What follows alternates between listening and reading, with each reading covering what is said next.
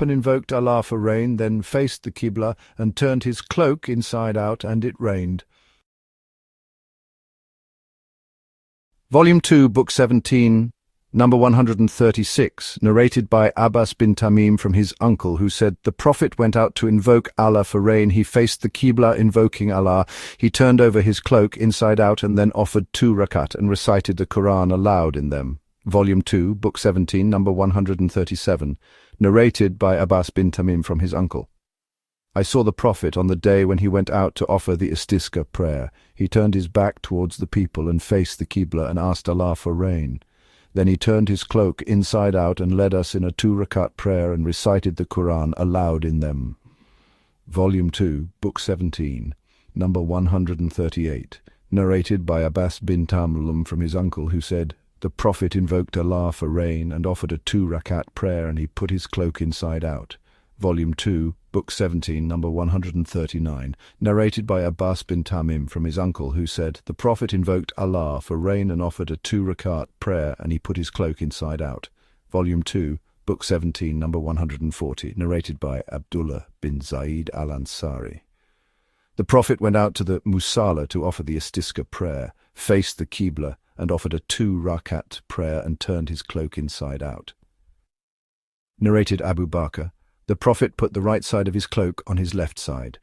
Volume 2, Book 17, number 141. Narrated by Anas bin Malik. The Prophet never raised his hands for any invocation except for that of Istisqa, and he used to raise them so much that the whiteness of his armpits became visible.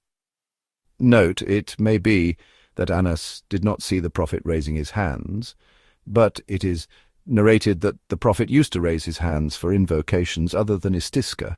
See Hadith number 807 and 808, and also see Hadith numbered 612, Volume 5.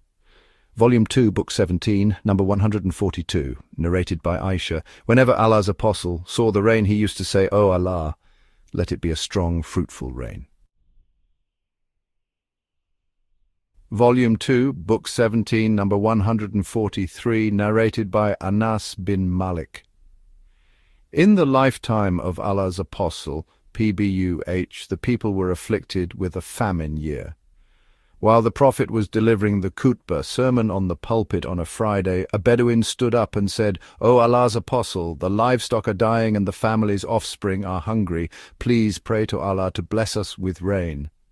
Allah's apostle raised both his hands towards the sky, and at that time there was not a trace of cloud in the sky. Then the clouds started gathering like mountains.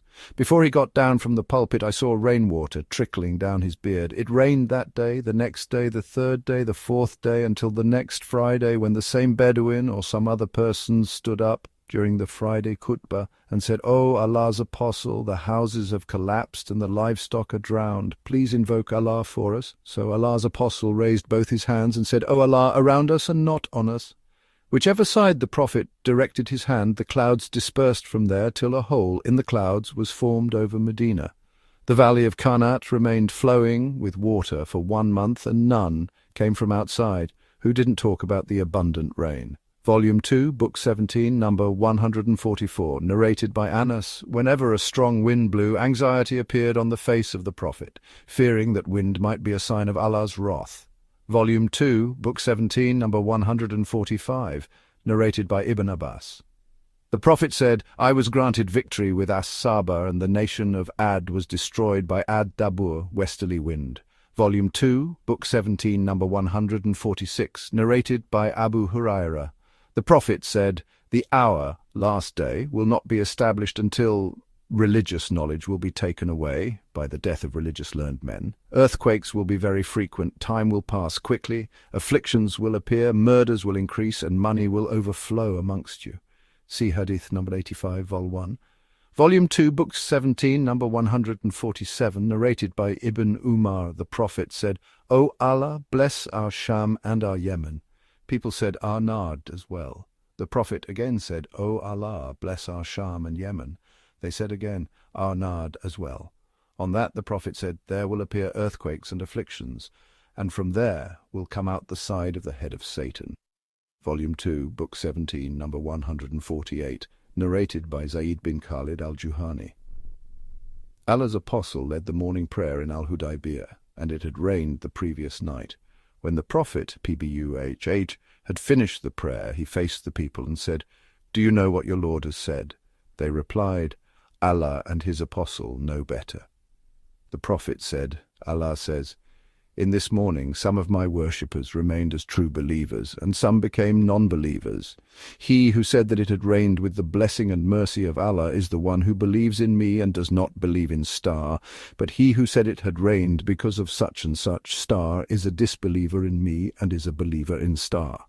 Volume 2, Book 17, number 149, narrated by Ibn Umar, Allah's apostle, p.b.u.h, said, "Keys of the unseen knowledge are 5 which nobody knows but Allah. Nobody knows what will happen tomorrow. Nobody knows what is in the womb. Nobody knows what he will gain tomorrow. Nobody knows at what place he will die. And nobody knows when it will rain." Eclipse Volume 2, Book 18, number 150, narrated by Abu Bakr. We were with Allah's apostle when the sun eclipsed. Allah's apostle stood up dragging his cloak till he entered the mosque. He led us in a 2-rakat prayer till the sun eclipse had cleared. Then the Prophet, p.b.u.h, said, "The sun and the moon do not eclipse because of someone's death. So, whenever you see these eclipses, pray and invoke Allah till the eclipse is over." Volume 2, Book 18, number 151, narrated by Abu Masud. The Prophet said, "The sun and the moon do not eclipse because of the death of someone from the people, but they are 2 signs amongst the signs of Allah. When you see them, stand up and pray." Volume 2, Book 18, number 152, narrated by Ibn Umar. The Prophet said, "The sun and the moon do not eclipse because of the death or life, that is, birth, of someone, but they are 2 signs amongst the signs of Allah.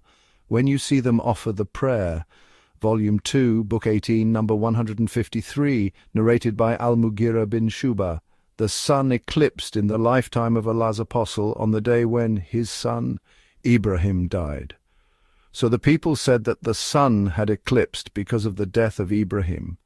Allah's apostle said, "The sun and the moon do not eclipse because of the death or life, that is, birth, of someone. When you see the eclipse, pray and invoke Allah." Volume 2, Book 18, number 154, narrated by Aisha. In the lifetime of Allah's apostle, p.b.u.h, the sun eclipsed. So he led the people in prayer, and stood up and performed a long qiyam, then bowed for a long while. He stood up again and performed a long qiyam, but this time the period of standing was shorter than the first. He bowed again for a long time, but shorter than the first one. Then he prostrated and prolonged the prostration. He did the same in the second rakah as he did in the first, and then finished the prayer. By then the sun, eclipse, had cleared.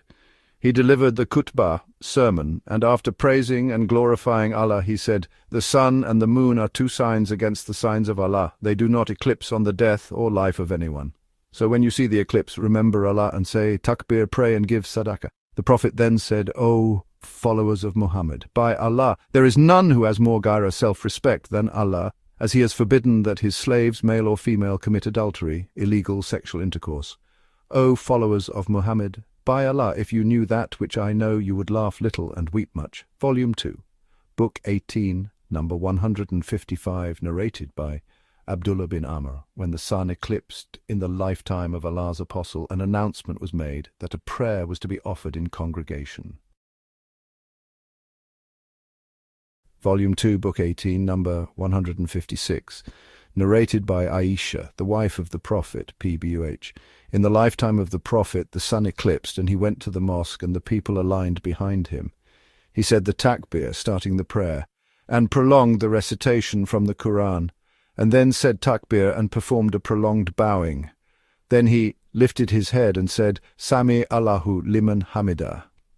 Allah heard him who sent his praises to him. He then did not prostrate, but stood up and recited a prolonged recitation, which was shorter than the first recitation. He again said takbir, and then bowed a prolonged bowing, but shorter than the first one, and then said, "Sami Allahu liman hamida rabbana walaklamd." Allah heard him who sent his praises to him. "O our sustainer, all the praises are for you," and then prostrated and did the same in the second rakah. Thus he completed 4 bowing and 4 prostrations. The sun, eclipse, had cleared before he finished the prayer. After the prayer, he stood up, glorified and praised Allah as he deserved, and then said, The sun and the moon are two of the signs of Allah. They do not eclipse because of the death or the life, that is, birth of someone. When you see them, make haste for the prayer. Narrated Az-Zuri. I said to Ursa, when the sun eclipsed at Medina, your brother Abdullah bin Az-Zubair offered only a 2-rakat prayer like that of the morning Fajr prayer. Ursa replied, yes, for he missed the Prophet's tradition concerning this matter. Volume 2, Book 18, number 157, narrated by Aisha, the wife of the Prophet. On the day when the sun Kasafat eclipsed, Allah's apostle prayed. He stood up and said takbir and recited a prolonged recitation. Then he performed a prolonged bowing. Then he raised his head and said, Sami'a lahu liman hamida, and then remained standing and recited a prolonged recitation which was shorter than the first. Then he performed a prolonged bowing which was shorter than the first. Then he prostrated and prolonged the prostration, and he did the same in the second rakah as in the first, and then finished the prayer with taslim. By that time the sun eclipse had cleared. He addressed the people and said, the sun and the moon are two of the signs of Allah. They do not eclipse, Yaksifan, because of the death or the life, that is, birth of someone. So when you see them, make haste for the prayer. Volume 2, Book 18, number 158, narrated by Abu Bakr.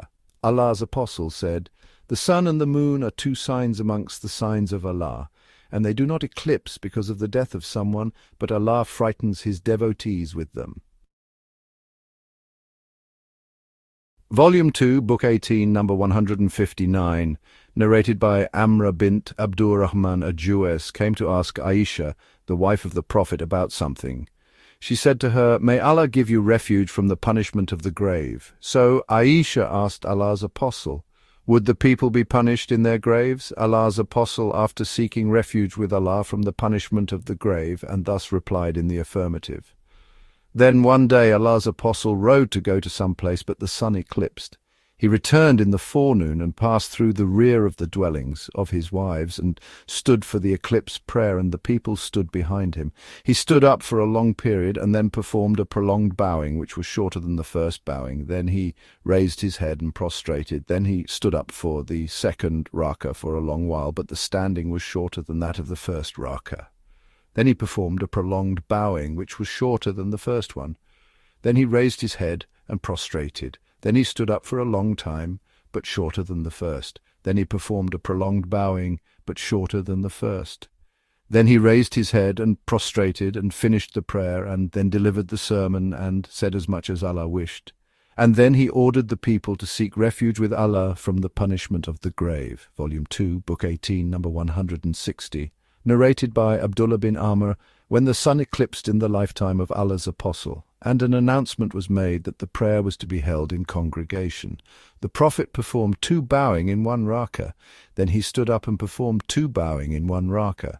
Then he sat down and finished the prayer, and by then the eclipse had cleared. Aisha said, I had never performed such a long prostration. Volume 2, Book 18, number 161, narrated by Abdullah bin Abbas. The sun eclipsed in the lifetime of the Prophet, p.b.u.h. Allah's apostle offered the eclipse prayer and stood for a long period equal to the period in which one could recite Surat al-Baqarah.